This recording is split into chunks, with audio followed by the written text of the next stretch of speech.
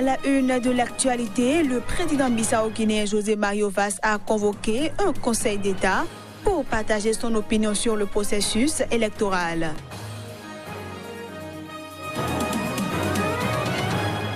L'opposition congolaise s'est réunie ce jeudi à Bruxelles pour tenter de sauver l'unité après le retrait de Félix Tshisekedi et Vital Kamerhe de l'accord de Genève sur une candidature commune. Et puis le président du Conseil européen Donald Tusk a annoncé ce jeudi la tenue d'un sommet le 25 novembre prochain pour signer le projet d'accord de retrait conclu avec le Royaume-Uni. Bienvenue à toutes et à tous. On démarre cette édition par la Tunisie où les ministres du nouveau gouvernement du Premier ministre Youssef Chahed ont prêté serment. C'était lors d'une cérémonie au palais de Carthage en présence du président Béji Caïd Essebsi. Le président tunisien Béji Caïd Essebsi a présidé en présence du chef du gouvernement Youssef Chahed la cérémonie d'assermentation des nouveaux membres du gouvernement au palais de Carthage. Le nouveau gouvernement est composé de 13 nouveaux ministres. Les ministères de souveraineté comme l'intérieur et les affaires étrangères ou la défense sont toutefois inchangés. Ce remaniement pour lequel le président Béji Caïd Essebsi avait dit avoir été informé à la dernière minute a été approuvé à la majorité absolue. En effet, le Parlement tunisien a voté dans la nuit de lundi à mardi la confiance au nouveau gouvernement de Youssef Chahed. Défendant son choix lors de la plénière de lundi consacrée au vote de confiance, Youssef Chahed a indiqué vouloir renforcer l'amélioration des indicateurs de la croissance et de l'investissement, la création d'emplois et limiter le déficit public à 3,9% dans le budget de 2019. Le différend entre les deux têtes de l'exécutif a fait couler beaucoup d'encre à l'approche des législatives et présidentielles de 2019.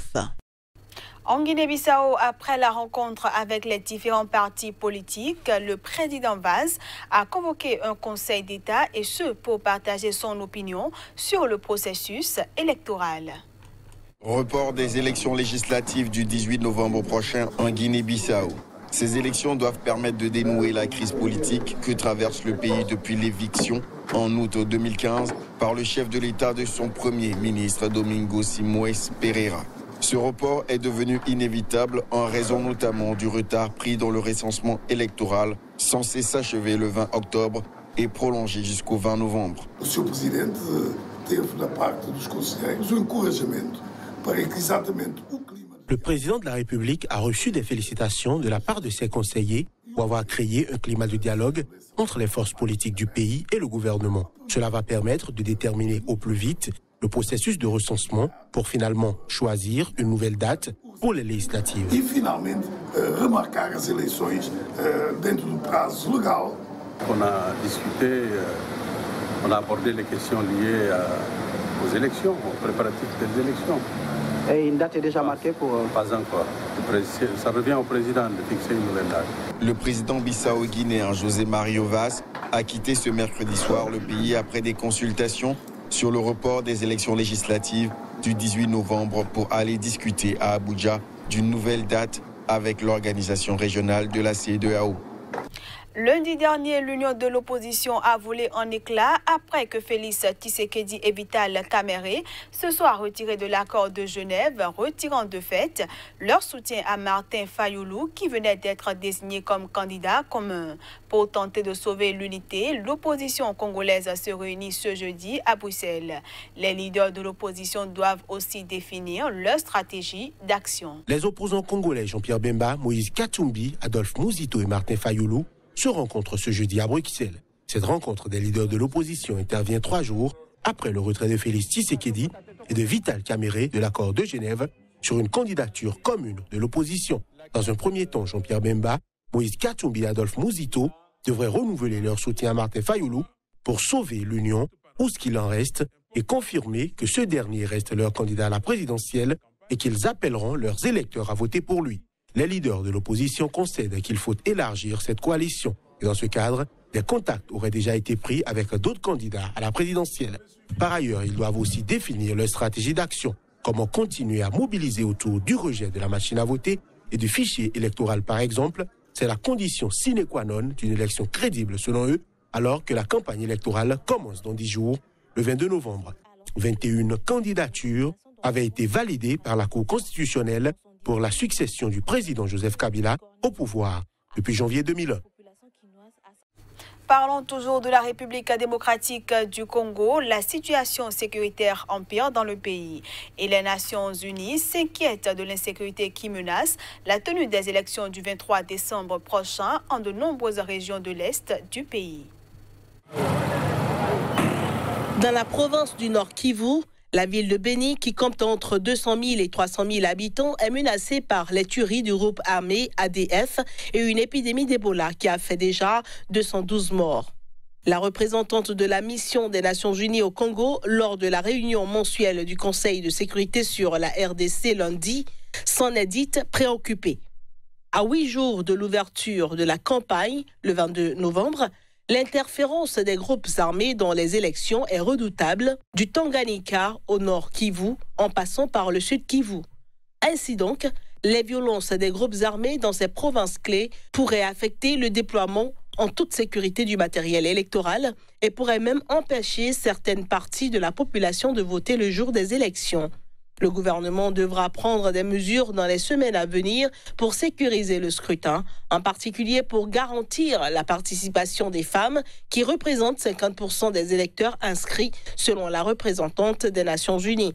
Par ailleurs, en dépit de la volonté de tous d'aller vers les élections, l'opposition se plaint du rétrécissement de l'espace politique, notamment de l'impossibilité de tenir des réunions sur l'ensemble du territoire et l'accès non équitable aux médias publics.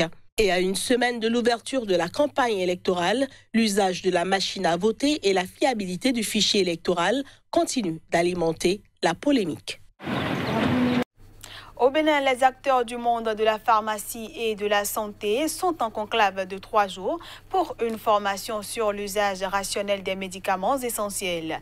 Il sera en autre question de la présentation de la liste nationale des médicaments essentiels et de son utilisation, mais aussi de la sensibilisation sur l'usage des antibiotiques. La couverture sanitaire universelle n'étant pas effective dans les pays à faible revenu, il est important de bien penser la prise en charge des patients. Dans ce sens, l'utilisation des médicaments et leur usage rationnel sont à prendre à bras le corps.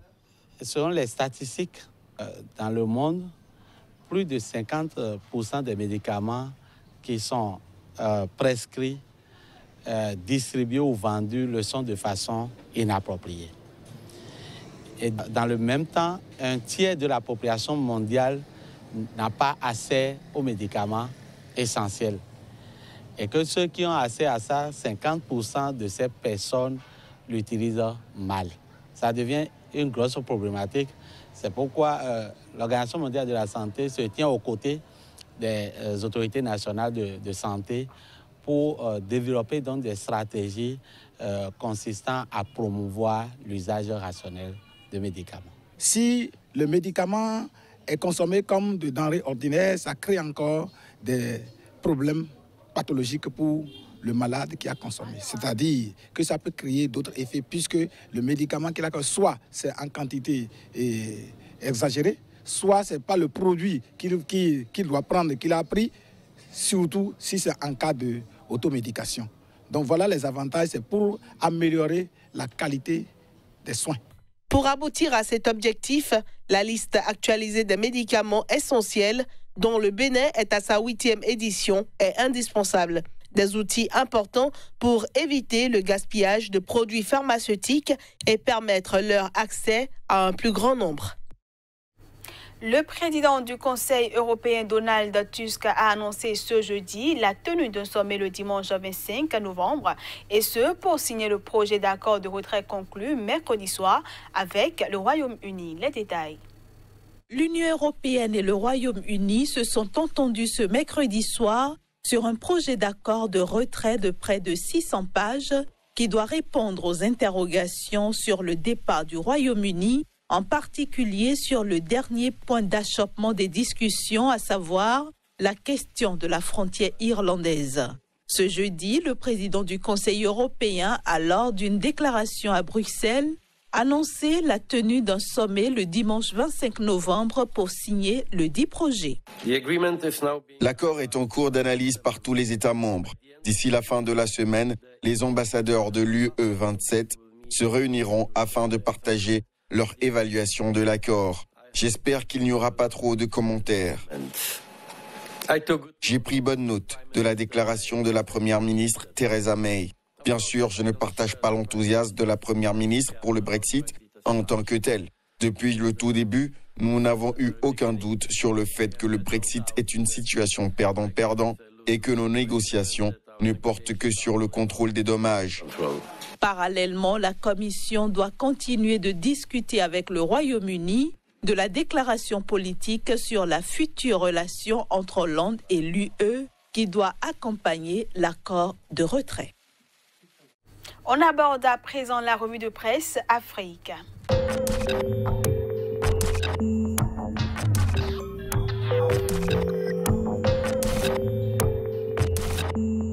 Bonjour et bienvenue à toutes et à tous. Le Togo, le Sénégal, le Burkina Faso, le Niger et le Cameroun sont les destinations de la revue de presse de ce 15 novembre 2018. Et c'est par l'actualité du Togo que nous entamons le point de ce jour. Élection du 20 décembre prochain, la diplomatie internationale se met en marche, nous fait savoir TM Togo Matin qui souligne qu'il s'agit là d'un revers pour la coalition 14. Processus électoral et menaces de boycott de la C14, le journal Écho du pays se demande si malgré les calculs politiciens du pouvoir, la C14 pense réelle politique. Le journal La Nouvelle Tribune nous informe de la mise en œuvre de la feuille de route des recommandations de la CEDEAO dans le cadre des réformes au Togo. Autre information parue à la une du journal Nouvelle Tribune, 13 millions de francs CFA emportés au cours d'un braquage à Lomé. Le point de l'actualité au Sénégal à présent, le journal Le Soleil salue les belles performances du Sénégal dans la campagne agricole 2018.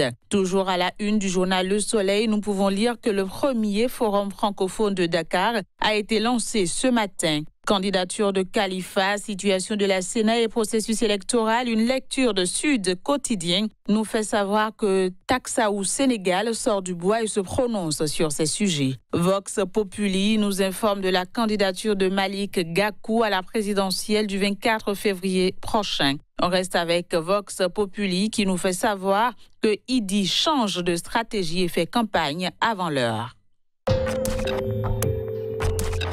Au Cameroun, le quotidien L'économie fait le point des directives du FMI sur le budget 2019. Recrutement de 2000 enseignants au Cameroun, le journal L'Épervier salue la promesse tenue par Paul Biya. Dans la même logique, recrutement d'enseignants, le quotidien L'Essentiel écrit en gros titre, Paul Biya de la parole à l'acte. Fin de la mission du président de la République du Niger en France et en Italie. Le journal Le Sahel nous apprend que le chef de l'État a regagné Niamey hier en fin d'après-midi. On reste avec Le Sahel qui informe ses lecteurs de l'ouverture hier du 2e forum de la CEDEAO sur l'éducation à la culture de la paix. Puis au Burkina Faso, le journal Sidouaya nous informe de l'intrusion au domicile du ministre en charge de la justice et de la révocation de 10 GSP dans ce cadre. 45e anniversaire de la BOAD, la banque s'engage à financer le climat, peut-on lire à la une de Sidouaya ce jour. Voilà, ce sera tout pour la revue de presse Afrique de ce jeudi sur Sika TV. Merci de l'avoir suivi. À demain pour de nouvelles informations. Et voilà, mesdames, messieurs, ainsi prend fin cette édition que je vous remercie d'avoir suivi.